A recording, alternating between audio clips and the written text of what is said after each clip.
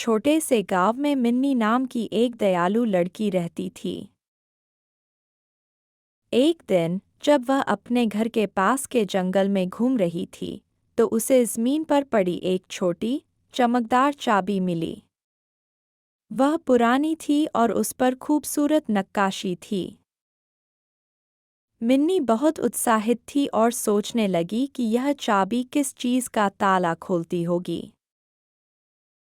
वह चाबी अपने घर ले गई और अपने परिवार को दिखाई, लेकिन कोई भी उसे पहचान नहीं पाया।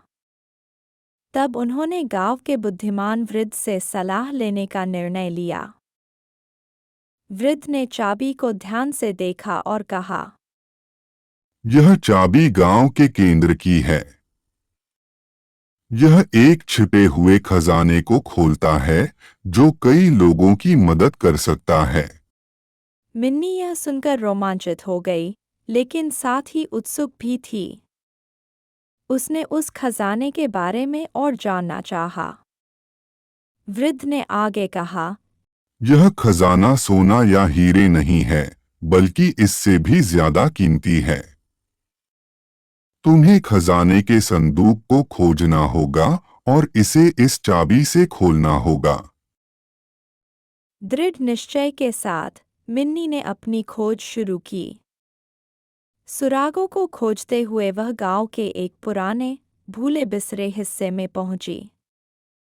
वहां एक बड़े ओक के पेड़ के नीचे उसने खजाने का संदूक पाया। मिन्नी ने गहरी सांस ली और चाबी से ताला खोला।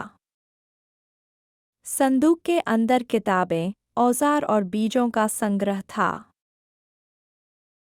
अंदर एक नोट रखा था जिस पर लिखा था, ये उपहार उन लोगों के लिए हैं जिन्हें ज़रूरत है। इन्हें गांव के लोगों के साथ साझा करो और असली खजाना तुम्हारे सामने प्रकट होगा। मिन्नी ने वह चीज़ें गांव में ले जाकर सबके साथ साझा कीं। किताबों ने ज्ञान दिया, औजारों ने खेती और घरों की मरम्मत में मदद की, और बीजों से एक खूबसूरत बगीचा उगा जिसने पूरे गांव को भोजन दिया।